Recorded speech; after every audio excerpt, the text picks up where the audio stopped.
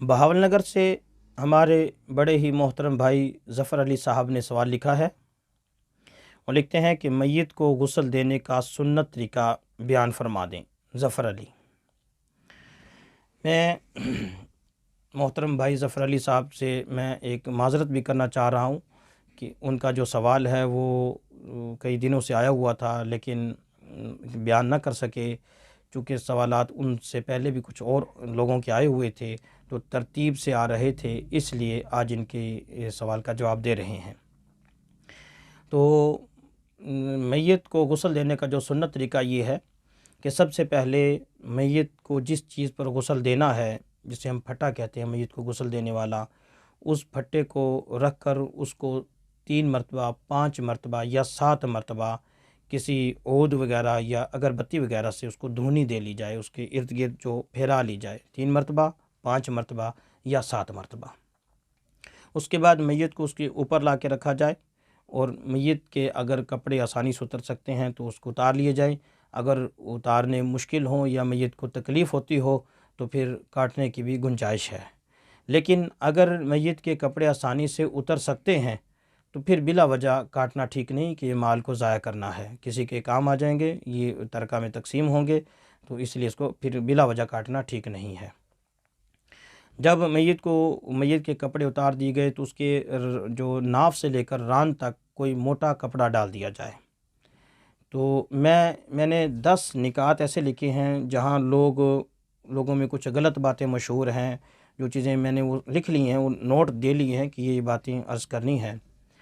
تو جب میت کے اوپر کپڑا ڈال دیا جائے تو پھر سب سے پہلے اس کو استنجا کرایا جائے، لیکن استنجا کراتے ہوئے جو استنجا کرانے والا ہے وہ ہاتھ پر کپڑا لپیٹے، الٹے ہاتھ پر کوئی کپڑا وغیرہ لپیٹے، اور بغیر دیکھے میت کے جو اوپر کپڑا دیا ہوا ہوگا اس کے اندر ہاتھ ڈال کر استنجا کرائے۔ استنجا کرانے کے بعد اس کو اگر ڈیلا میسر ہے تو ڈیلے سے کرا لیا جائے، اس پر پھر پانی بہا دیا جائے۔ استنجا کرانے کے بعد اس کو وضو کروایا جائے گا۔ لیکن یہ یاد رہے کہ میت اگر جنبی نہیں ہے یا عورت حیض و نفاس والی نہیں ہے، یعنی حد سے اکبر میں میت نہیں تھی اگر، تو پھر اس کو وضو سے شروع کروایا جائے، اور وضو چہرہ دھونے سے شروع کروایا جائے گا۔ اس میں نہ کلی ہوگی، نہ ناک میں پانی ڈالنا ہوگا۔ چہرے سے اس کو شروع کیا جائے گا، چہرہ دھو دیا جائے، پھر اس کے بعد بازو دھو دیے جائیں، مسح کر دیا جائے، اور پاؤں دھو دیے جائیں۔ جب وضو کروا دیا جائے پھر اس کے بعد اس کے سر کو دھویا جائے۔ اگر کوئی صابن وغیرہ ہے تو اچھی بات ہے، صابن اس کے سر پہ لگا دیا جائے، صابن لگا کے داڑھی پہ بھی لگا دیا جائے۔ تو سر دھونے کے بعد اس کو میت کو الٹی کروٹ پر کر لیا جائے کہ اس کی جو دائیں سائیڈ ہے وہ اوپر آ جائے، اور بائیں جو طرف ہے وہ نیچے پھٹے کو لگی ہوئی ہوگی، اور اس کو اس انداز میں ٹیڑھا کر لیا جائے۔ اور سر سے پاؤں تک بیری کے پتے ڈال کے اگر پانی پکایا گیا ہو تو زیادہ اچھا ہے، مستحب ہے، نہیں تو عام سادہ نیم گرم پانی ہو جائے، نیم گرم ہو جیسے جتنا جسم ہمارا برداشت کرتا ہے۔ تو سر سے لے کر پاؤں تک 3 مرتبہ اس طرح پانی بہایا جائے کہ پانی پھٹے کے ساتھ جو نیچے والی جو الٹی جو سائیڈ اس کی تھی، جو بائیں جانب تھی، وہاں تک پہنچ جائے۔ پھر اس طرح اس کو دائیں کروٹ پہ کر دیا جائے، دائیں جو طرف ہے نیچے کر دی جائے اور بائیں اوپر آ جائے گی۔ پھر سر سے لے کر پاؤں تک 3 مرتبہ ایسے ہی پانی بہایا جائے، یہاں تک تو غسل کی جو غسل پورا ہو گیا، مکمل ہو گیا۔ اگر اس کے بعد آپ صابن وغیرہ لگانا چاہتے ہیں تو بھی اچھا ہے۔ یہ 3 مرتبہ پانی بہانے سے پہلے 1 مرتبہ پانی بہا کر پھر بھی صابن لگایا جا سکتا ہے۔ میت کے صابن لگا دیے جائے، جسم کو ہلکے نرم ہاتھ سے مل دیا جائے۔ جب اس 3 مرتبہ پانی ڈالنے کا عمل پورا ہو جائے تو پھر اس کو ہلکی سی ٹیک دے کر میت کو کچھ بٹھانے، نیم دراز جسے کہتے ہیں، بٹھا دیا جائے، اور ہلکے سے آرام سے اس کے پیٹ کو ملا جائے۔ اگر اس پیٹ کے ملنے سے کوئی بول و براز وغیرہ، پیشاب پخانہ وغیرہ کچھ نکل آئے تو اس کو محض دھو دیا جائے۔ اب دوبارہ نہ وضو دہرانے کی ضرورت، نہ غسل دہرانے کی ضرورت، ان چیزوں کی اعادہ کی ضرورت نہیں ہے، بس جو نجاست نکلی ہے محض اس کو دھو دیا جائے۔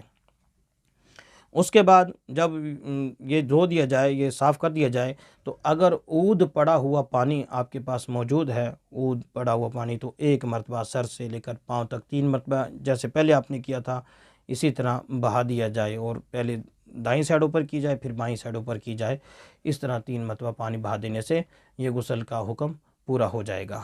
یہاں پر چند باتیں ایسی ہیں جن کو ملحوظ رکھنا ضروری ہے، جن کا یہاں بیان کرنا ضروری ہے۔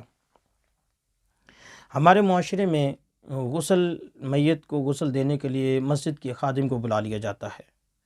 جو بندہ ساری زندگی ہمارے لیے کماتا ہے، آپ کے لیے کماتا ہے، جو اپنے گھر والوں کے لیے کماتا ہے، بیوی بچوں کے لیے کماتا ہے، محنت کوشش کرتا ہے، ان کے لیے انتھک محنت کرتا ہے، جب آخری خدمت کی باری آتی ہے تو ہم مسجد کے خادم کو بلا لیتے ہیں کہ وہ آ کر غسل دے۔ تو یہ طریقہ اچھا نہیں ہے، یہ مروت کے بھی خلاف ہے، اخلاق کے بھی خلاف ہے، ایسا نہ کرنا چاہیے۔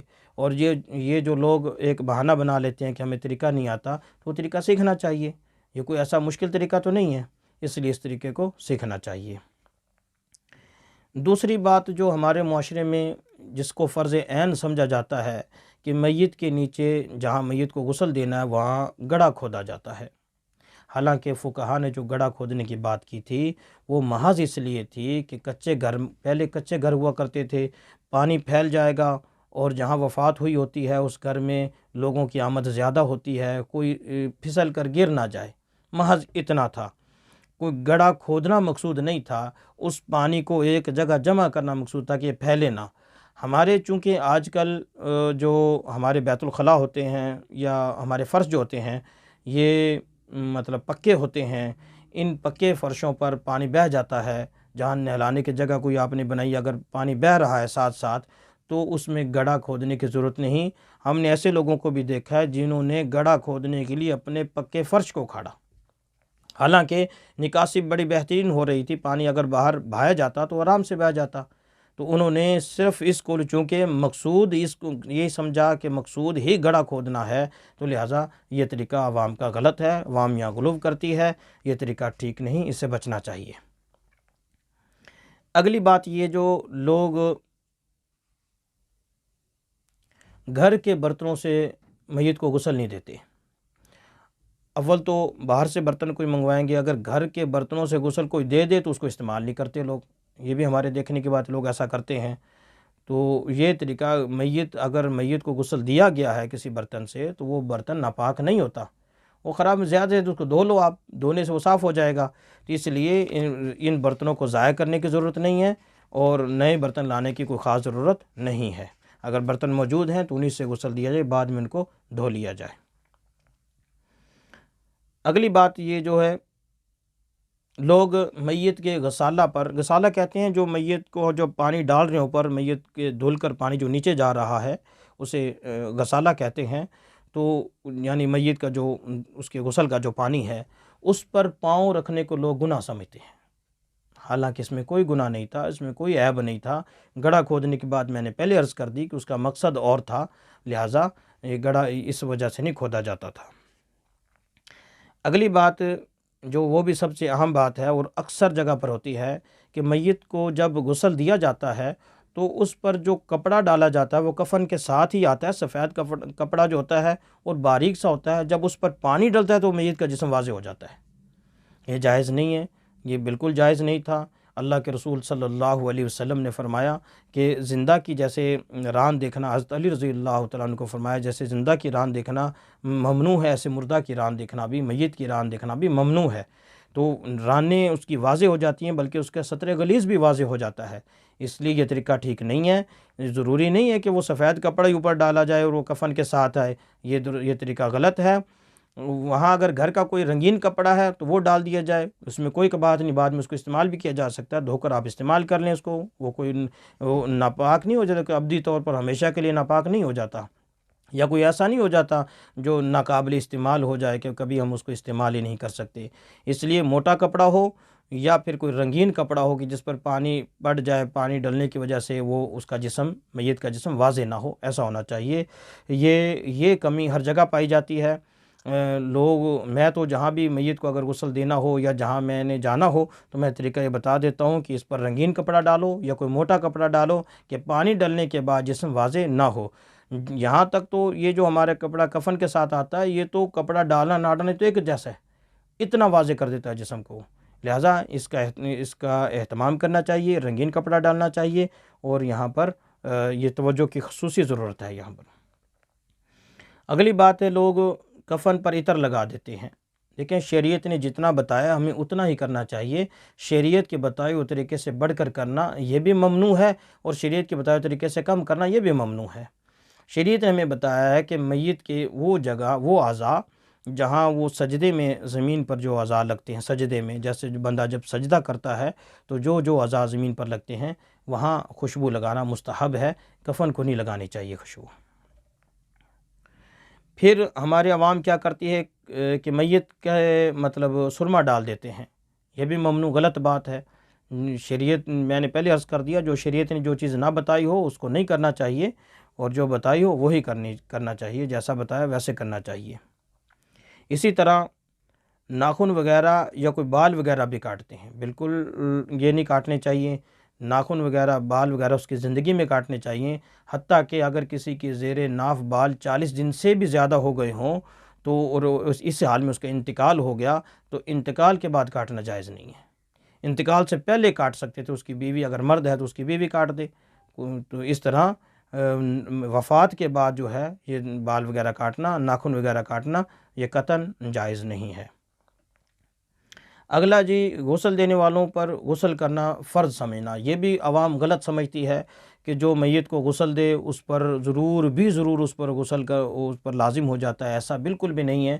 شریعت نے اتنا بتایا مستحب ہے، اگر غسل اس نے میت کو غسل دیا تو اس کو کوئی چھینٹے وغیرہ ہو سکتا ہے، ممکن ہے کوئی پیشاب وغیرہ کے بھی چھینٹے پڑ گئے ہوں، ممکن ہے، تو اس لیے اس کا اپنا کپڑے وغیرہ بدل لینا یا غسل کر لینا یہ اچھا عمل ہے، کوئی ضروری یا واجب نہیں ہے۔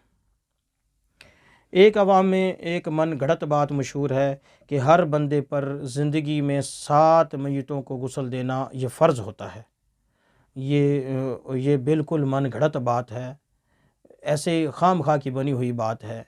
میت کو غسل دینا مطلقاً فرض کفایہ ہے۔ فرض کفایہ اسے کہتے ہیں کہ بعض لوگوں کے کرنے سے سب کی طرف سے اس کا حکم پورا ہو جاتا ہے۔ اگر میت کو 2-3 بندوں نے غسل دے دیا، بے شک ایک بندے نے غسل دے دیا، تو سب کی طرف سے فرض کفایہ کا حکم پورا ہو گیا۔